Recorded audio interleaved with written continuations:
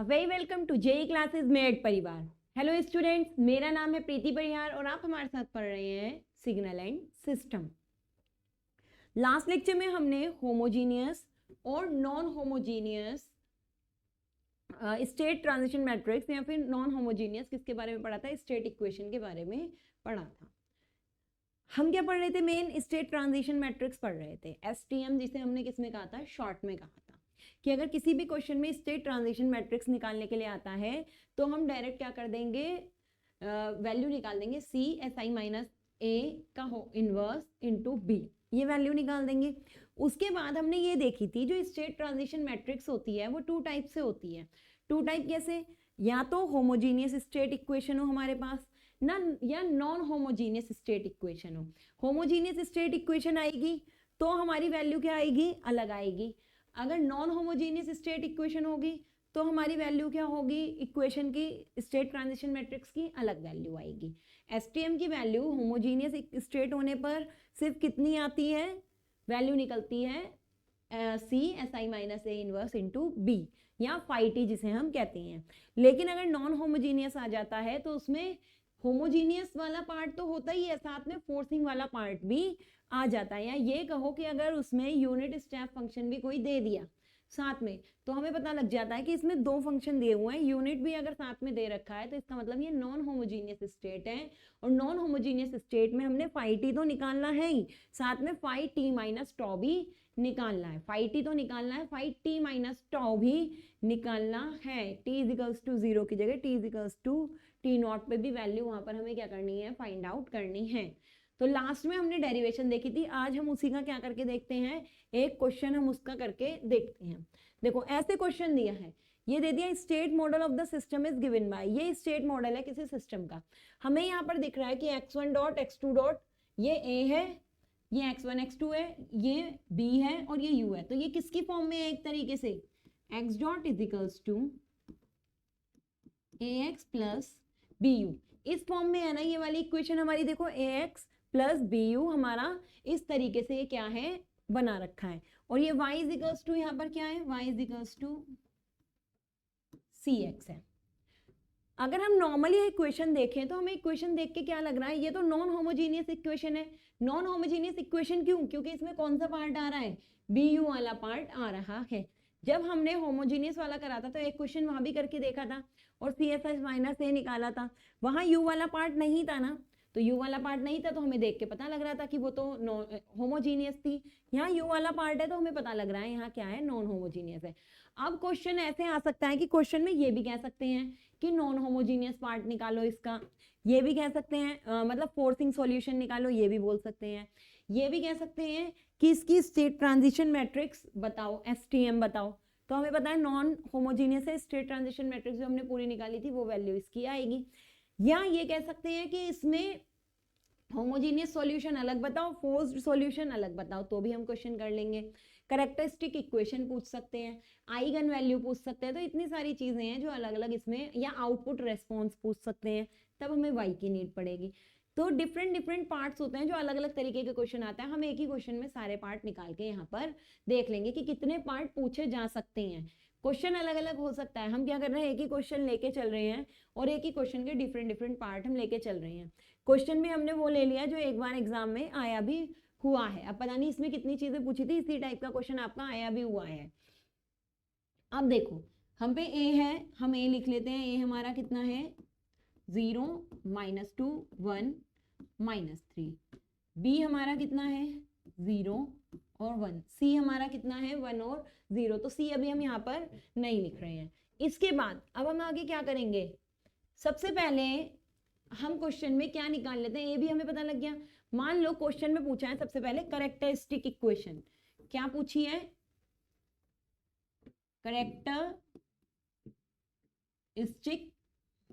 Characteristic equation पूछी है।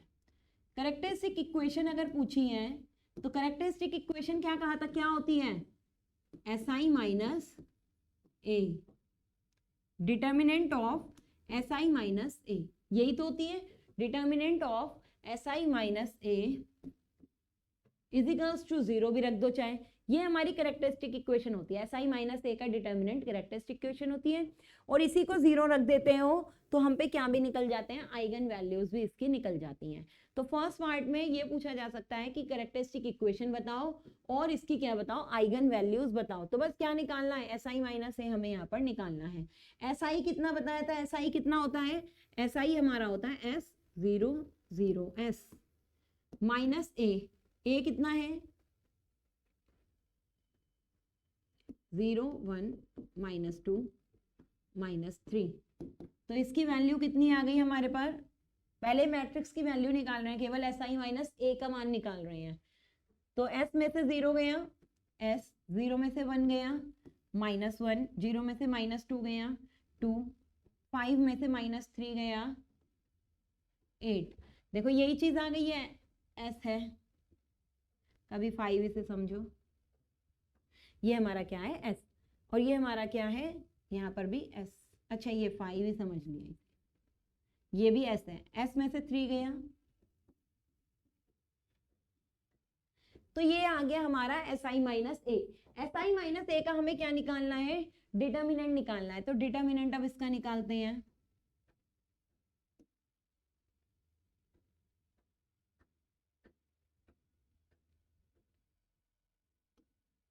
इसका अगर हमने डिटर्मिनेंट निकाला तो डिटर्मिनेंट ऑफ S -1 2 S + 3। तो डिटर्मिनेंट निकालना हमने कल भी बताया था कि अगर इसका डिटर्मिनेंट निकालना है तो डिटर्मिनेंट इसका क्या होगा, यहाँ पर अगर वैल्यू हमें डिटर्मिनेंट की निकालनी है, सिर्फ अभी SI माइनस ए का इनवर्स नहीं निकाल रहे हैं, अभी सिर्फ कितना निकाल रहे हैं, SI माइनस ए निकाल रहे हैं। वो हम किसके लिए निकाल रहे हैं, ताकि हमारे यहाँ किसकी वैल्यू निकल जाए, कैरेक्टरिस्टिक इक्वेशन की वैल्यू निकल जाए, और किसकी वैल्यू निकल जाए, आइगन वैल्यूज की वैल्यू निकल जाए। उसके लिए हम ये कर रहे हैं, क्या करते हैं उसके लिए, डिटर्मिनेंट निकालने के लिए इनवर्स नहीं निकालने, पहले सुन लो, डिटर्मिनेंट निकाल रहे हैं। इसकी इससे मल्टीप्लाई, बाहर मतलब 1 समझ लो, इसकी इससे मल्टीप्लाई, इसकी इससे मल्टीप्लाई, माइनस में इसकी वैल्यू लिख देते हैं। तो इसकी इससे मल्टीप्लाई करोगे तो कितना आएगा, S² + 3S माइनस 2 1 = 2। तो S² + 3S - 2 हमारा ये क्या आ गया, S² minus minus plus S² और इसमें से ये मल्टीप्लाई होके माइनस, तो ये माइनस का साइन था, माइनस से क्या हो जाएगा प्लस का। तो ये हमारा क्या आ गया, डिटर्मिनेंट निकल के आ गया इसकी वैल्यू। अब यहाँ पर इसे इक्वल टू किसके रखना है, 0 के रखना है।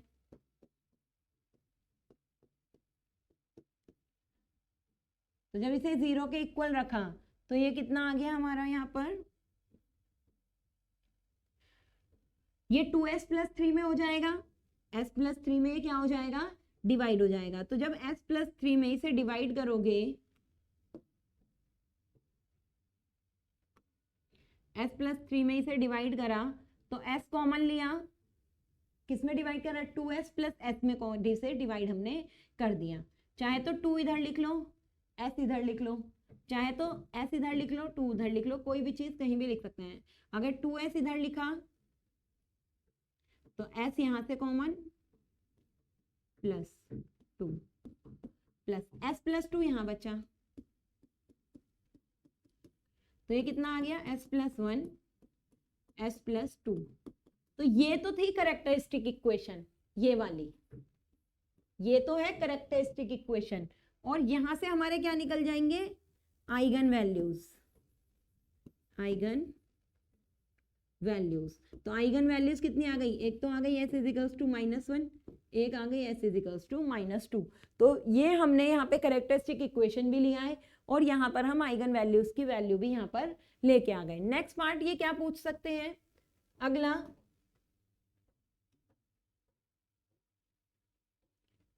नेक्स्ट चीज ये कह सकते हैं,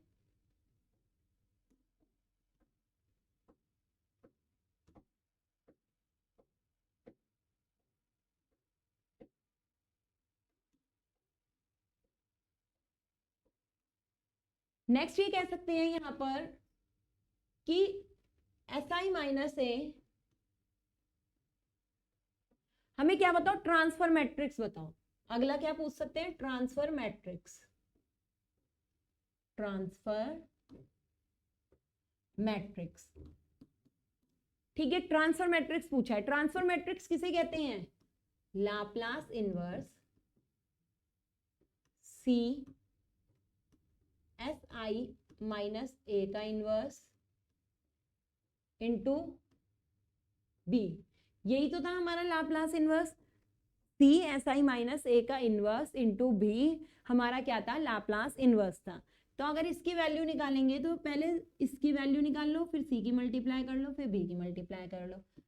तो एस आई माइनस ए का इनवर्स अगर निकालेंगे तो ये क्या होता है? Adjoint of S I minus A divide by determinant of S I minus A, यही तो होता है।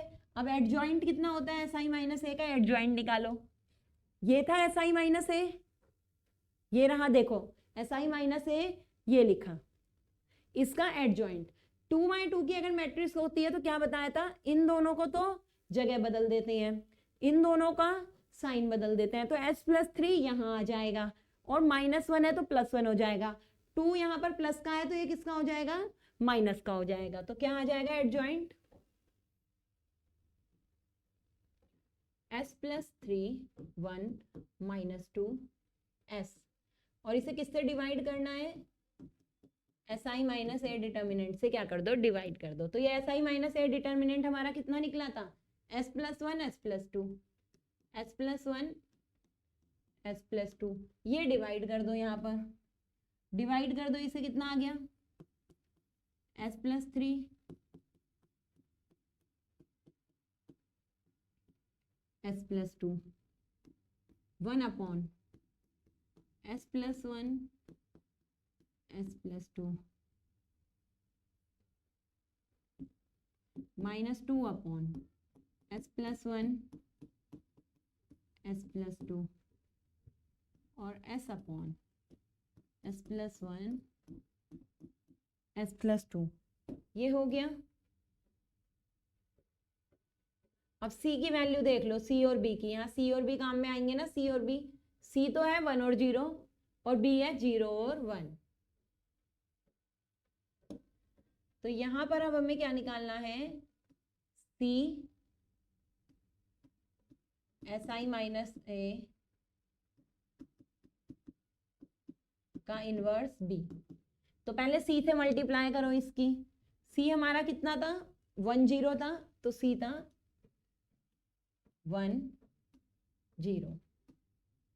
1 0 की इसमें मल्टीप्लाई करी,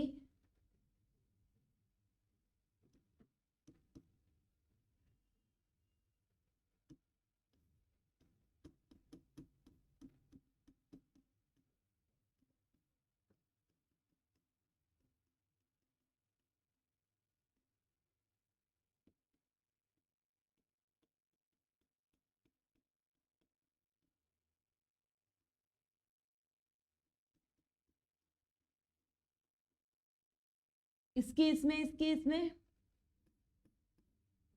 1 की इसमें, 0 की इसमें। तो 1 की इसमें करी तो ये वाला पार्ट तो ऐसे ही आ गया।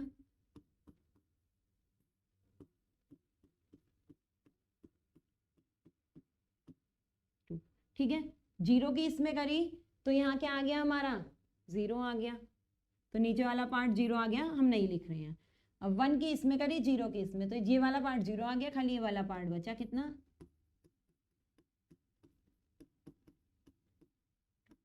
अब इसमें किसकी मल्टीप्लाई कर दो? b की। b कितना था?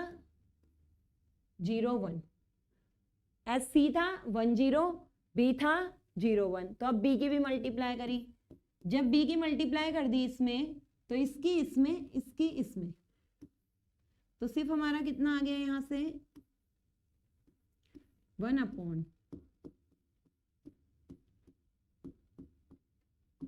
+2। ये हमारा क्या आ गया? सी एस आई माइनस ए का इनवर्स आ गया 1 अपॉन s+1 s+2। ठीक है, इसे देख लेना कि इसमें कोई चीज हमने छोड़ी ना हो या कोई चीज इसमें गलत नहीं करी हो, ये जरूर इसमें चेक कर लेना। कभी ऐसा हो कि कोई चीज मल्टीप्लाई वगैरह करने में यहाँ पर हमारी गलत हो गई हो। ठीक, ये किसकी वैल्यू आ गई? Laplace inverse, sorry, C S I minus A का इनवर्स बी की वैल्यू आ गई। अब इसका अगर लाप्लास इनवर्स भी लेना है, ये रहा ना लाप्लास इनवर्स, अगर इसका लाप्लास इनवर्स लेना है तो कितना आएगा,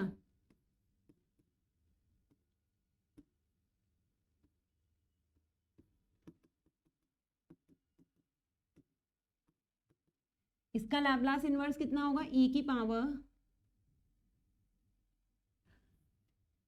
पहले इसका पार्शियल फ्रैक्शन करना पड़ेगा, तो ये वाला पार्ट हम यहीं छोड़ रहे हैं, इतना पार्ट अब आप खुद करना।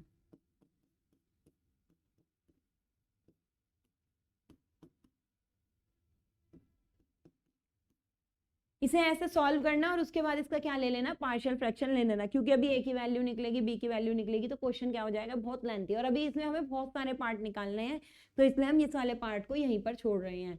तो अगर क्वेश्चन में क्या निकालने के लिए आता है, Laplace inverse of C S I minus A inverse B, characteristic equation हो रही है, आइगन वैल्यू आइगन वेक्टर आ रहा है, ये सब निकालोगे। और क्या लिखा आ रहा है, ट्रांसफर मैट्रिक्स अगर आ रही है तो ट्रांसफर मैट्रिक्स ये निकालोगे, ठीक है। तो ट्रांसफर मैट्रिक्स में मतलब अगर ट्रांसफर मैट्रिक्स नहीं, अगर लिखा आ रहा है Laplace inverse of C S I minus A inverse B अगर निकालना है, तो हम ये चीज यहाँ पर निकाल देंगे। ये हमने कहाँ निकाली थी, एसटीएम में नहीं देखी थी, एसटीएम में तो खाली S I minus A inverse निकाला था, एसटीएम में कितना निकाला था, केवल S I minus A inverse. C S I minus A inverse किसमें निकाला था, ट्रांसफर फंक्शन निकालने के लिए हमने करा था। तो अगर हमें ट्रांसफर फंक्शन निकालना है तो हम क्या कर देंगे, इस तरीके से यहाँ पर वैल्यू को सॉल्व कर देंगे। अब अगर नेक्स्ट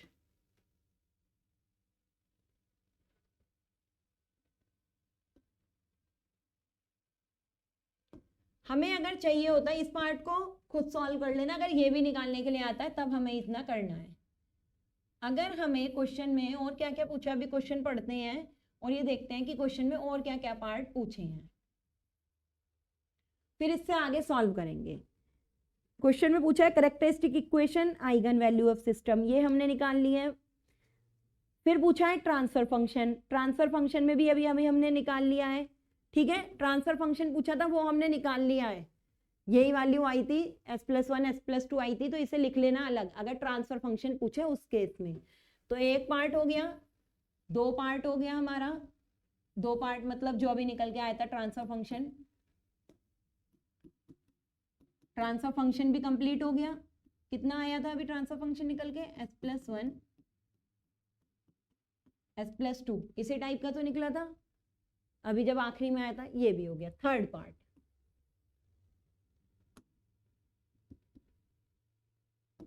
थर्ड पार्ट कहाँ है, स्टेट ट्रांजिशन मैट्रिक्स। अभी सिर्फ ट्रांसफर फंक्शन अभी हमने निकाला था, इसके बाद इन्होंने क्या कहा है, state transition matrix. State transition matrix क्या होती है, फाई-टी। यहां पर हमने सिर्फ ट्रांसफर फंक्शन निकाला था, तो ट्रांसफर फंक्शन में अभी इन्वर्स मत करना, ये स्टेट ट्रांजिशन मैट्रिक्स में करना पड़ता है। ट्रांसफर फंक्शन,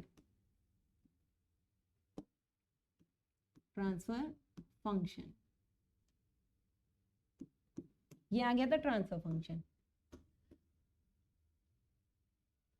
अब क्या है, state transition matrix. State transition matrix क्या होती है, फाई-टी, ये हमने कल निकाली थी, Laplace inverse of S I minus A का इनवर्स, ये हमारी होती है state transition matrix. State transition matrix, अब एस आई माइनस ए का इनवर्स तो हमने शायद कहीं अभी निकाला था, ये रहा एस आई माइनस ए का इनवर्स, ये है इतना बड़ा, तो इसी का हमें लाप्लास निकालना है। तो इसका अगर लाप्लास निकालें इस वाले का, वो भी इनवर्स लाप्लास, तो इनवर्स लाप्लास ऑफ s+3, चलो डायरेक्ट लिख रहे हैं, इतना बड़ा लिखने में बहुत टाइम लगेगा, इसी के नीचे यहां पर लिख देती हूं मैं,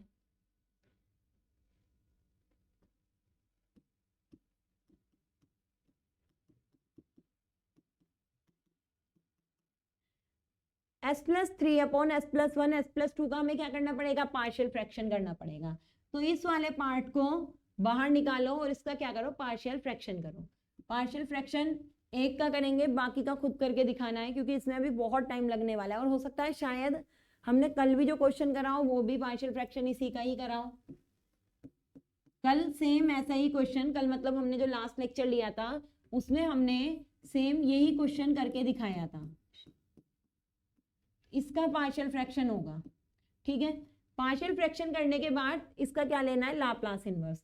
तो हम क्या करेंगे, अब डायरेक्ट लाप्लास इनवर्स लेंगे और सॉल्व आपको ये सारा आप खुद करना है। तो इसका जब पार्शियल फ्रैक्शन करा, लाप्लास इनवर्स लिया, हम डायरेक्ट लिख रहे हैं सॉल्व करा हुआ, ये आपको खुद सॉल्व करना है। इसका आएगा 2 e की power minus T minus e की पावर माइनस 2t। ये लास्ट लेक्चर में सॉल्व कर रखा है पूरा क्वेश्चन।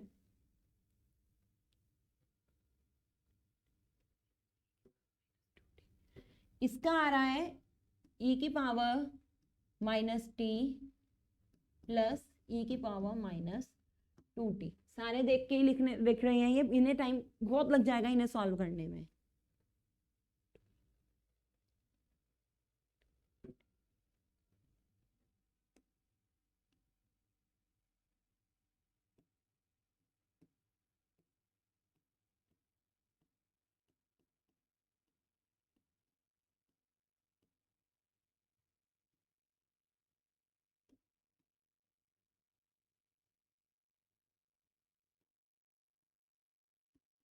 चारों का लिख दिया डायरेक्ट, माइनस 2 e की power minus T plus 2 e की पावर माइनस 2t, 2 e की power minus T minus e की पावर माइनस 2t।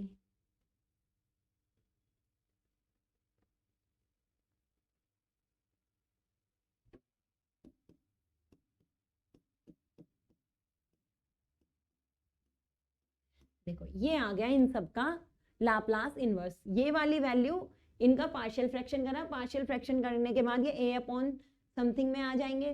तो ये तो आएगा, इसमें a की वैल्यू देखो 2 आ रही है और इसमें b की वैल्यू आ रही है -1। यहाँ a की वैल्यू 1 आ रही है, b की वैल्यू -1।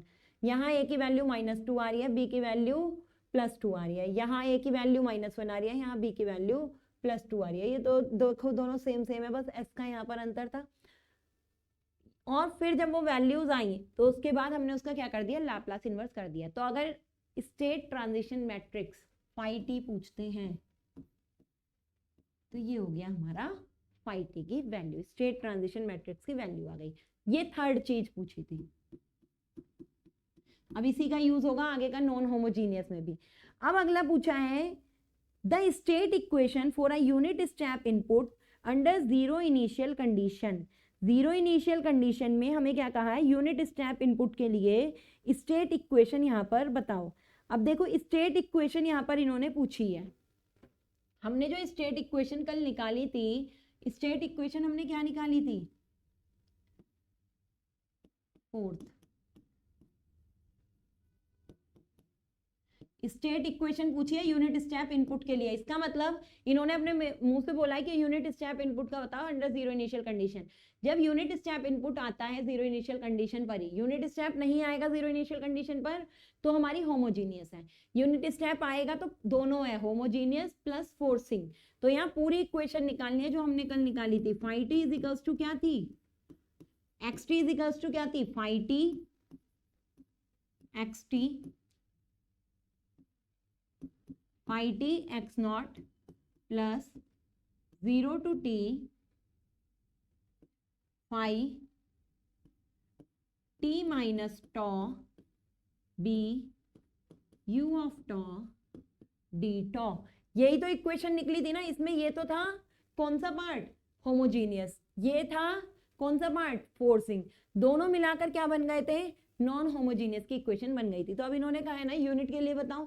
तो देखो इतना पार्ट तो हम अभी अभी सॉल्व कर चुके हैं, ये रहा इतना पार्ट तो ये रहा। तो डायरेक्ट उठा के इसे क्या करना है, यहाँ पर रखना है। पर किसकी मल्टीप्लाई होनी है, x इज इक्वल्स टू 0 पर यहाँ भी मल्टीप्लाई होनी है। तो x इज इक्वल्स टू 0 वाली पावर जो यहाँ पर दे रखा है x की वैल्यू, वो हमें उसको क्या करनी है, मल्टीप्लाई करनी है। वो अभी हम कर लेंगे। b की वैल्यू इन्होंने यहाँ पर दे रखी है कितनी, 0 और 1। तो b की वैल्यू हमें यहाँ पर रखनी है 0 और 1। y की अभी आउटपुट रेस्पॉन्स में हमारा क्या हो जाएगा, यूज हो जाएगा। यहां पर अब हमें बस किसकी वैल्यू रखनी है, फाई टी की। फाई टी की वैल्यू रखने के बाद फाई टी माइनस टॉ की, जहां पर हमें u ऑफ टॉ, 0 से t लिमिट है, 0 से जब बड़ा होता है तो u टॉ की वैल्यू कितनी हो जाती है, 1 हो जाती है। b की वैल्यू हमें ऊपर दे रखी है, b की वैल्यू कितनी दे रखी है, 0 और 1 दी है शायद, 0 और 1 हमें b दिया है। तो ये सब अब हमें यहाँ पर पुट करना है।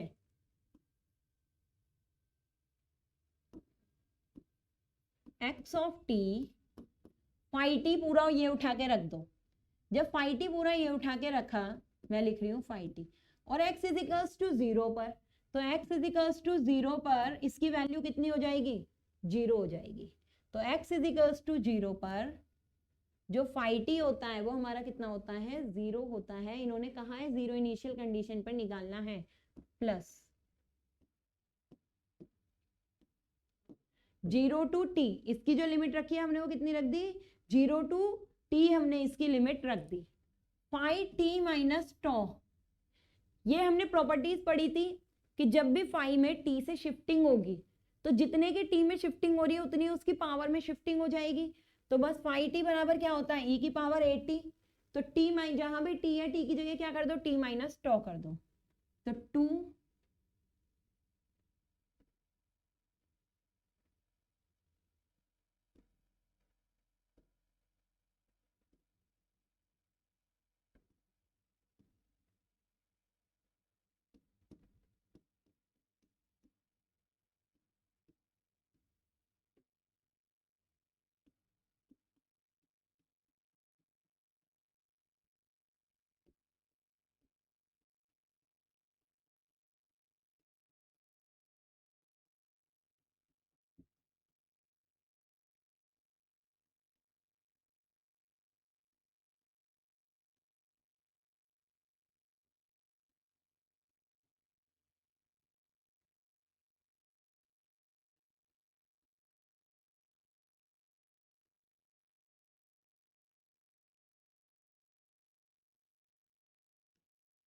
देखो पूरी इक्वेशन में टी की जो, टी को बस किससे रिप्लेस करा है, टी माइनस टॉ से पूरी इक्वेशन को क्या कर दिया हमने, रिप्लेस कर दिया। उसके बाद बी की वैल्यू लिखो, बी की वैल्यू कितनी है, 10 देख लेना क्या है, यूटी, यूटी 0 से टी पर क्या होगा, यू जब ये ग्रेटर देन है तो यू इसकी वैल्यू कितनी आ जाएगी, 1 आ जाएगी। तो यूटी 1 हो गया और डी टो हमारा है, ये हमारा क्या है, डिफरेंशियल। अब इसकी 10 से क्या कर दो, मल्टीप्लाई कर दो, इसकी 1 से इसकी 0 से, तो ये वाला पार्ट हो गया 0, इसकी 1 से इसकी 0 से, तो ये वाला पार्ट हो गया 0। तो जो सेकंड वाला पार्ट है, सेकंड वाला पार्ट अपने आप ही हमारा क्या हो जाएगा, यहाँ पर 0 हो जाएगा। सिर्फ हमारे पास कितना पार्ट बचेगा, ये वाले पार्ट बचेंगे। अब इनको अलग अलग क्या करो, डिफरेंशियल इसका सॉल्व करो। बहुत बड़ा ये क्वेश्चन हो जाता है, सॉल्यूशन बहुत ज्यादा इसका हो जाता है, अगर एग्जाम में भी आएगा तो ये बहुत टाइम लेगा। ये तो 0 ही हो गया, ये पार्ट तो 0 हो गया, प्लस इसमें अब हमें क्या करना है, 0 टू टी, 2 ई की पावर टी माइनस टॉ माइनस ई की पावर माइनस टी माइनस टॉ, इसकी 1 में मल्टीप्लाई हुई, इसकी 0 में, तो ये वाला पार्ट 0 हो गया। एक तो हमें इसका इंटीग्रेशन करना है, फिर इसकी इसमें मल्टीप्लाई, इसकी इसमें, तो ये वाला पार्ट तो हमारा क्या हो गया 1, और ये वाला पार्ट क्या हो गया 0। तो यहाँ पर भी अब दूसरा इंटीग्रेशन होगा, 0 टू टी माइनस 2 ई की पावर माइनस टी माइनस टॉ प्लस 2 ई की पावर माइनस टी माइनस टॉ डी। ये है। अब बस हमें क्या सॉल्व करना है, इक्वेशन निकालने के लिए सिर्फ हमें सॉल्व करना है इसकी वैल्यू और उसकी वैल्यू, और दोनों का क्या लेना है, इंटीग्रेशन हमें यहाँ पर लेना है।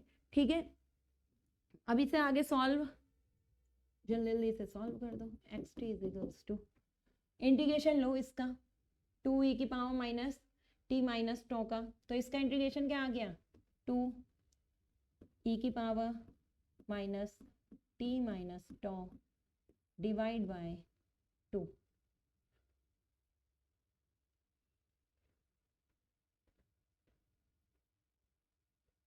टू तो मल्टीप्लाई में ही है, तो 2 तो हमारा किस में रहेगा, मल्टीप्लाई में रहेगा। ई की पावर, ये किसकी रेस्पेक्ट में हो रहा है, टॉ की रेस्पेक्ट में हो रहा है, तो ई की पावर जो ई की पावर टी का हमारा कितना होता है, ई की पावर टी ही रहता है, तो ई की पावर टी का तो हमारा उतना ही आ जाएगा, ई की पावर टी। जो फिर अंदर होता है उसको क्या करते हैं, अगर इसके साथ कांस्टेंट होता साथ में तो उसे तो क्या कर देते हैं हम, डिवाइड में लिख देते हैं, लेकिन इसके साथ क्या नहीं है, कोई भी कांस्टेंट नहीं है। तो जब कोई कांस्टेंट पार्ट नहीं है, या अगर किसी को डिफरेंशियल में इसमें प्रॉब्लम आ रही है तो कैसे भी कर सकते हो, ई की पावर माइनस टी अलग, ई की पावर प्लस टो अलग। तो जो ई की पावर माइनस टी है वो तो हमारा क्या आ जाएगा, इसके साथ मल्टीप्लाई में अलग ही निकल जाएगा।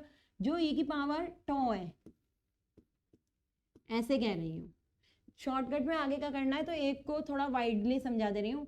इसे ऐसे भी तो लिख सकते हैं, टू ई की power minus T dot E की पावर प्लस टो, इसे ऐसे लिख सकते हैं।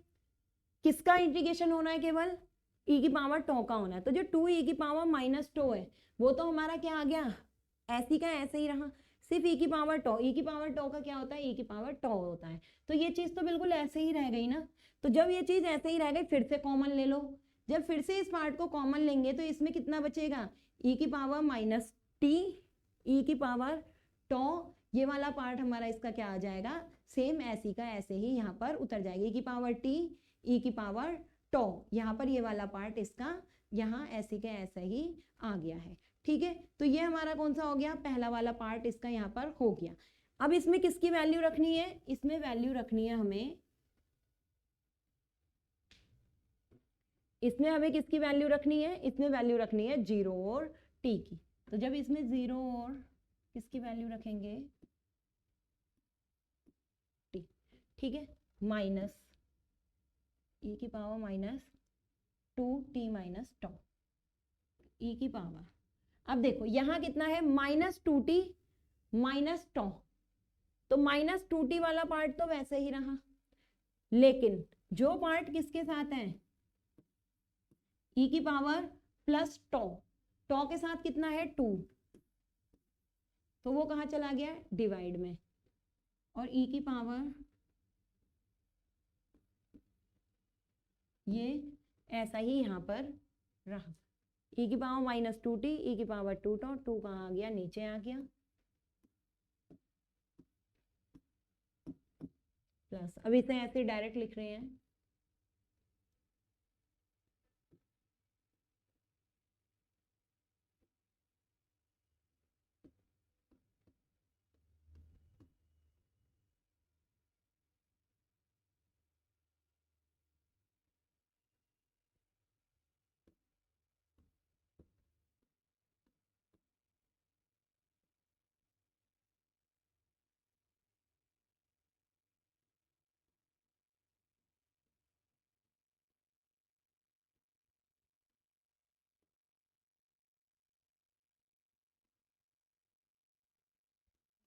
कोई पार्ट अगर लिखने में या डायरेक्ट करने में यहाँ पर गड़बड़ी हो गई हो तो उसे क्या करना, खुद ही यहाँ पर एक बार देख लेना, अगर कोई भी पार्ट यहाँ पर गलत हो रहा है उस कंडीशन में। अब ये कितना आ गया, यहाँ पर हमने वैल्यू रखी जीरो, ई की पावर जीरो वन, टी में से टी है जीरो, देखो यहाँ टी रखा, टी माइनस टी कितना हो जाएगा, जीरो हो जाएगा, तो ई की पावर जीरो यहाँ पर कितना आ जाएगा, वन आ जाएगा, तो ई की पावर जीरो यहाँ कितना लिख लिया, वन लिख लिया। उसके बाद नेक्स्ट, और दूसरा हमने क्या रखा, जीरो रखा, जब यहाँ जीरो रखेंगे टॉ की जगह तो टी माइनस जीरो कितना आ गया, टी आ गया, तो एक पार्ट हमारा यहाँ पर कितना आ गया, माइनस भी था, माइनस टू ई की पावर माइनस,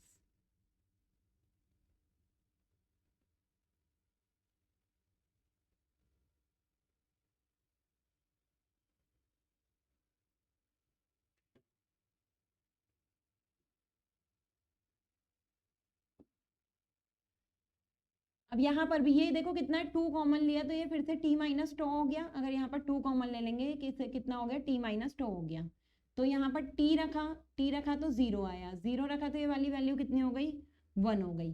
फिर उसके बाद दूसरा यहाँ पर क्या रखा, जीरो रखा, जब जीरो रखा तो ये वाली वैल्यू कितनी आ गई, ए की पावर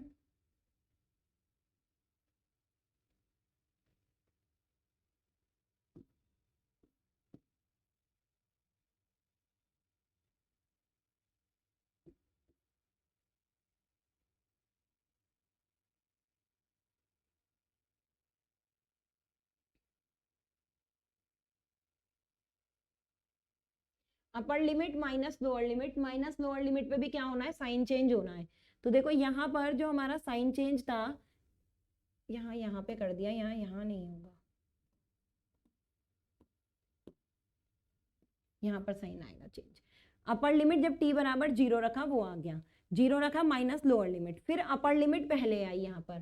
तो यहाँ जो टॉ था, टॉ तो देखो माइनस माइनस प्लस का ही रहेगा ना, तो ये निशान नहीं आने का। ये माइनस किस लिए लगाया था, ये t का माइनस देख के, पर हमने जो डिफरेंशियल करा था वो तो टॉ की रेस्पेक्ट में करा था, इसलिए यहाँ माइनस नहीं आएगा। अगर टॉ माइनस का होता तो यहाँ माइनस आता, इंटीग्रेशन वाले कांस्टेंट की वैल्यू आती है ना, लेकिन जब माइनस अंदर ले जाएंगे तो टॉ तो हमारा किसका हो जाएगा, प्लस का हो जाएगा, तो यहाँ माइनस का साइन नहीं आएगा। तो माइनस 1/2 यहाँ माइनस का यहाँ पर आ गया। अब फिर से ये लिमिट यहाँ पर रख दी, 0 रखी, तो कितना आ गया, माइनस माइनस प्लस,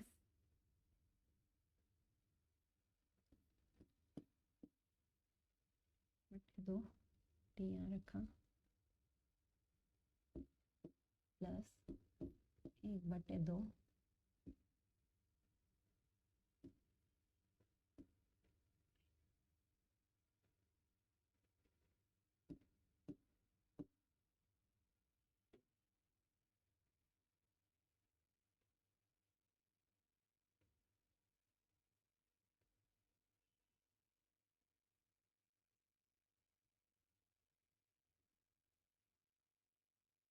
-2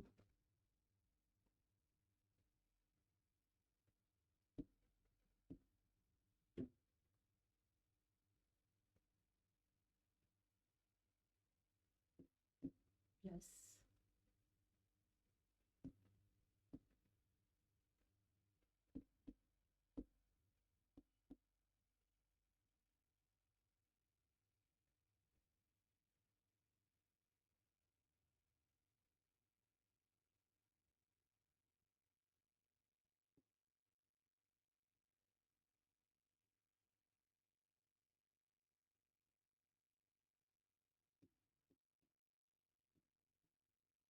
ये देखो, ये सारी हमने अब क्या कर ली, लिमिट की वैल्यू रख ली। चेक कर लेना एक बार कि शॉर्ट में, मतलब एक स्टेप जो यहाँ पर कम कर दिया और डायरेक्टली इंटीग्रेशन लिख दिया था, तो हो सकता है कहीं प्लस माइनस की मिस्टेक हो।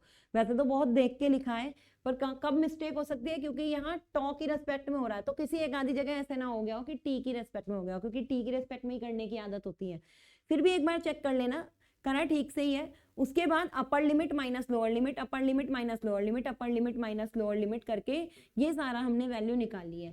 तो फाइनल देखो अब इसमें क्या क्या कट सकता है, क्या क्या जुड़ सकता है, ये सारी चीजें यहाँ पर फाइंड आउट करो। जितना भी ये फाइनल हो सकता है उसे हम देख लेते हैं। 1/2 यहाँ पर हमारा आ गया, माइनस e की पावर माइनस t। जितनी चीजें कैंसिल आउट हो सकती हैं उतनी चीजें यहाँ पर देख लेना कैंसिल आउट हो जाएंगे, 2 और 1। हो सकता है यहाँ हमने कोई एक आधी चीज क्या भी कर दी हो, कैंसिल आउट हो रही हो और नहीं भी करी हो। इस वाले पार्ट को आप क्या करना, सॉल्व करके सारा लिख लेना। फिर से कह रहे हैं लास्ट बार कि इंटीग्रेशन जो हुआ है, ये आंसर है फाइनल। यहाँ पर इंटीग्रेशन जो हुआ है एक बार उसका आंसर देख लेना, कहीं पर इंटीग्रेशन शॉर्ट में करने में ऐसा ना हुआ हो, मिस्टेक यहाँ पर हो गई हो। मिस्टेक कैसे हो सकते हैं, जैसे यहाँ टॉ की रेस्पेक्ट में करना था तो हमें करना क्या था, ये अलग अलग पार्ट करने थे। जैसे यहाँ आता 2e की पावर, अब यहाँ भी हो सकता है, यहाँ 2 था तो वैसे 2e की पावर माइनस टी माइनस टॉ था, तो 2e की पावर माइनस टी इंटू ई की पावर टॉ, तो 2e की पावर माइनस टी तो ऐसे ही रह गया, e की पावर टॉ का e की पावर टॉ ऐसे ही हो गया। तो ये वाला पार्ट तो हमारा ऐसे ही निकल के यहाँ पर आ गया है।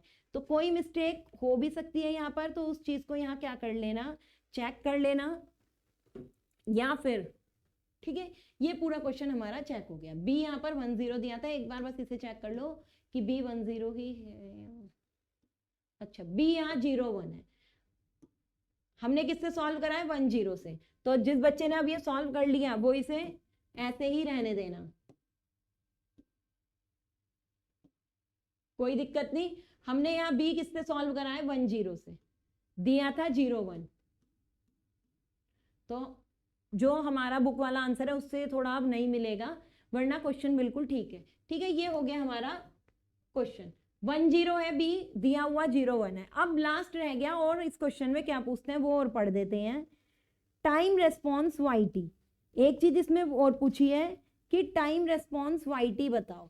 तो जो टाइम रेस्पॉन्स वाई होता है, Y T is equals to हमारा क्या होता है, x1t होता है। जो वाई टी हमारा टाइम रेस्पॉन्स है वो हमारा क्या है, जो ये वाला पार्ट निकला है वो है। तो वाई टी भी हम क्या कह सकते हैं, Y T is equals to हमारा कितना होता है, एक्स टी होता है। और एक्स टी में भी कौन सा, जो फर्स्ट वाला हमारा पार्ट आता है, ये वाला पार्ट हमारा क्या होता है, टाइम रेस्पॉन्स इसका होता है। तो ये भी अभी छोड़, चलो ये तो टाइम रेस्पॉन्स हो गया। टाइम रेस्पॉन्स अगर नहीं भी आएगा, एक क्वेश्चन है इसमें हम और पढ़ देते हैं कि और क्या चीज पूछी जा सकती है। उसके अलावा और कुछ नहीं पूछा जाएगा इससे। Find out the output response of system describe by the following state variable. यही सारे स्टेट वेरिएबल दिया to the unit step input. Unit step input यहाँ भी इन्होंने बोल दिया है। अब यहाँ क्या निकालने के लिए इन्होंने कहा है, find out the output response of the system. Output response यहाँ पर निकालना है। अब हमारा जो आउटपुट रेस्पॉन्स होता है, बस इस क्वेश्चन में लास्ट और क्या चीज पूछी है, बहुत लेंथी क्वेश्चन है, एग्जाम में पूरा हो सकता है नहीं आएगा, सिर्फ एक आधा पार्ट आएगा। हमने 5 के 5 पार्ट यहाँ पर पूछ लिए। आउटपुट रेस्पॉन्स ऑफ सिस्टम, ठीक है। आउटपुट रेस्पॉन्स ऑफ सिस्टम क्या है, Y T. Y is equals to क्या होता है, वाई इज इक्वल्स टू, अगर वैल्यू देखो सी डॉट एक्स होता है, तो सी हमारा कितना दे रखा है 10, और एक्स हमने अभी अभी कितना निकाला, जो एक्स टी निकाला है। तो जो हमने एक्स की वैल्यू निकाली थी, एक्स की वैल्यू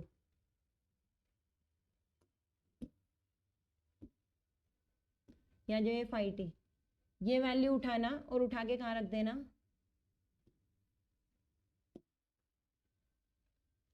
यहाँ पर रख देना। इससे हमारा क्या निकल जाएगा, आउटपुट रेस्पॉन्स यहाँ पर निकल जाएगा।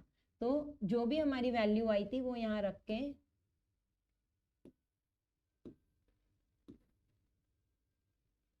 हम क्या निकाल सकते हैं, यहाँ पे आउटपुट रेस्पॉन्स निकाल सकते हैं। आउटपुट रेस्पॉन्स में केवल क्या करना है, हमें एक्स टी की वैल्यू देखनी है। आउटपुट रेस्पॉन्स जब भी वो कहेंगे तो हमें एक्स ऑफ 0 मतलब एक्स ऑफ टी पे वैल्यू रख के देंगे। एक्स ऑफ टी पे मतलब कैसे रख के देंगे, इस तरीके से दे देंगे कि एक्स ऑफ टी की आउटपुट रेस्पॉन्स निकालो, जहां पर जो हमारी एक्स की वैल्यू है, मैं देख लेती हूँ कौन सी क्वेश्चन में क्या दी है,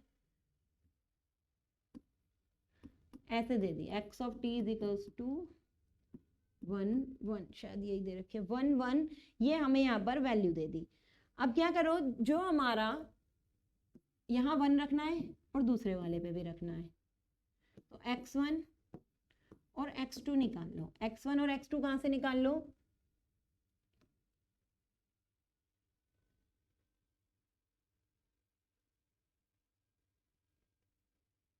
ये वाला पार्ट जो सॉल्व होके आएगा ये x1 आएगा, ये वाला पार्ट जो सॉल्व होके आएगा वो क्या आएगा, x2 आएगा।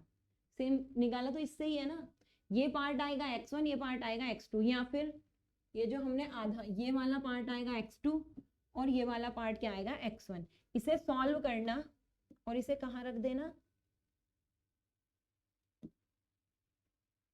इसे रख देना यहाँ। जैसे ये कितना आएगा, अगर देखें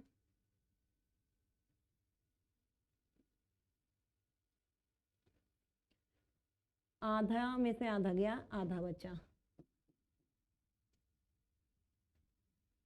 -2 e की power -t plus half e की पावर -2t, और वो कितना है, 2 में से 1 गया, 1 बचा, प्लस 2 e की पावर -t आ रहे हैं दोनों, e की पावर -t, चलो एक e की पावर -t बचा केवल, प्लस e की पावर -t। ये रहा, ये हमने क्या लिख दिया यहाँ पर, x1 और x2 लिख दिया। ये हमने क्या लिख दिया, x1 और x2 की वैल्यू लिख दी है। अब यहाँ पर हमें क्वेश्चन में क्या निकालना है, y1 आउटपुट रेस्पॉन्स निकालना है। क्या निकालना है, आउटपुट रेस्पॉन्स। आउटपुट रेस्पॉन्स हमें पता है क्या होता है, CX होता है। आउटपुट रेस्पॉन्स हमें क्या पता है, CX होता है। तो यहाँ पर जो आउटपुट रेस्पॉन्स निकलेगा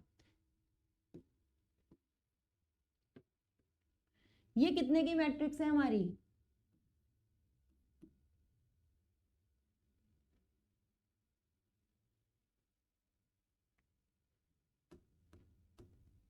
यहाँ पर अगर हम ये वैल्यू देखें, ये वाली मैट्रिक्स हमारी कितने की है, इसकी, लेकिन इन्होंने क्या भी दिया है, xt = 0 पे भी वैल्यू दे रखी है। तो अगर C पुराने क्वेश्चन का लेना है तो यही लेके चलो,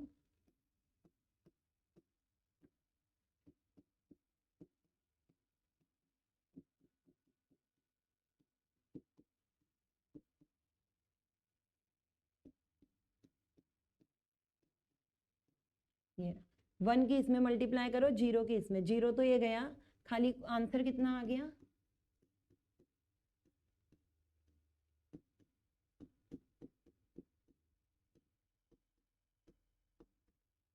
आ गया, ये आउटपुट रेस्पॉन्स।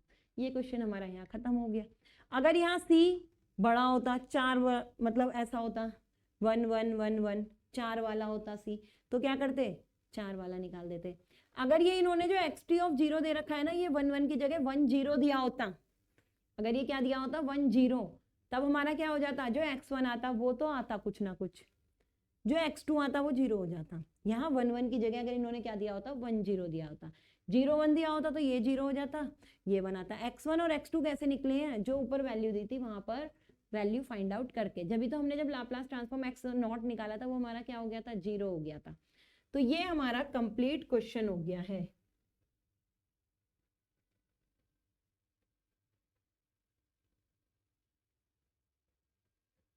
ये रहा कंप्लीट क्वेश्चन। शो तो ये नहीं होगा पूरा, पर फिर भी दिखा दिया। बस इस क्वेश्चन में एक मिस्टेक क्या है कि सॉल्व करते हुए b को हमने 1 0 लिख लिया, जबकि जब b क्वेश्चन में दिया था यहाँ 0 1 था, और हमने क्या लिख लिया 1 0। तो ये देखो ये पूरा क्वेश्चन ये रहा, यहाँ से स्टार्ट करा था स्टेट वेरिएबल में, करेक्टरिस्टिक इक्वेशन निकाली, आइगन वैल्यूज निकाली, उसके बाद स्टेट ट्रांजिशन मैट्रिक्स निकाली, फिर हमने स्टेट इक्वेशन निकाली। स्टेट इक्वेशन में इस तरीके से सॉल्व करा, यहाँ पर ये x0 पर ये 0 हो जाता है, यहाँ पे x1 x2 ये दो वैल्यू है, x1 x2 अलग से पूछिए तो x1 x2 अलग निकालना, नहीं पूछिए ऐसे डायरेक्ट करके आंसर कर देना। यहाँ हमारा आंसर आ गया, इस आंसर को सॉल्व कर देना, मैंने नीचे वैसे कर दिया, आप भी यहाँ सॉल्व कर देना। क्वेश्चन में गलती बस क्या हुई है, यहाँ पर हमने b कितना लिया है 1 0, जबकि जो हमें यहाँ दिया था कितना दिया था 0 1। तो सिर्फ पैटर्न आंसर अगर कहीं से देखोगे, अगर किसी बुक में ये क्वेश्चन एग्जैक्ट सेम होगा तो आंसर गलत आ सकता है, क्योंकि हमने यहाँ 0 1 कर दिया। लेकिन यहाँ मेन हमारा क्या था मोटिव, कि आपको ये क्वेश्चन समझ में आएगा, एग्जाम में आएगा करना कैसे है, तो हमने स्टेप बाय स्टेप सारी चीजें बता दी। लास्ट इस क्वेश्चन में और क्या निकालने के लिए आता है, इस क्वेश्चन में लास्ट निकालने को आता है आउटपुट रेस्पॉन्स। फिर हमने आउटपुट रेस्पॉन्स y = cx करा, xt यहाँ मान के चले कि 0 कितना दे रखा था 1 1 दे रखा था, तो इसलिए हमारा x1 का मान ये आया, x2 का मान ये आया, cx होता है, c की वैल्यू रखी, x की वैल्यू रखी, फाइनल आउटपुट रेस्पॉन्स हमारा ये आ गया। तो इस तरीके से हमारा क्या हो गया, क्वेश्चन कंप्लीट हो गया, जिसमें कि हमें क्या पूछा था, state transition matrix, homogeneous non homogeneous, कैसा भी क्वेश्चन है हम एग्जाम में आप कर लेंगे। अब ये वाली यूनिट का सिर्फ एक लास्ट टॉपिक बचा है, बाकी ये यूनिट हमारी कंप्लीट हो चुकी है। Application of start transition model और ट्रांसफर फंक्शन और द स्टेट वेरिएबल एनालिसिस। जो हमने ये स्टेट वेरिएबल एनालिसिस पढ़ी है, इसकी क्या एप्लीकेशन है, तो इसकी एप्लीकेशन किस में होती है, इसकी एप्लीकेशन होती है ऑब्जर्वेबिलिटी और कंट्रोलेबिलिटी चेक करने में किसी सिस्टम की। अगर कोई सिस्टम है वो ऑब्जर्वेबल है या कंट्रोलेबल है या नहीं है, उसको चेक करने के लिए हम क्या करते हैं, इसको यूज करते हैं। तो नेक्स्ट हमारा जो काम है वो क्या है, ऑब्जर्वेबिलिटी और कंट्रोलेबिलिटी को पता लगाना कि क्या होती है, और अगर कोई क्वेश्चन दिया है उसमें चेक करने को कहा है कि ये सिस्टम ऑब्जर्वेबल है, कंट्रोलेबल है तो बताओ, और अगर नहीं है तो भी बताओ। तो वो चीज हम किस में करेंगे, हम नेक्स्ट लेक्चर में। इस लेक्चर को हम यहीं खत्म करते हैं, अब आपसे मिलेंगे नेक्स्ट लेक्चर में, तब तक के लिए गुड बाय।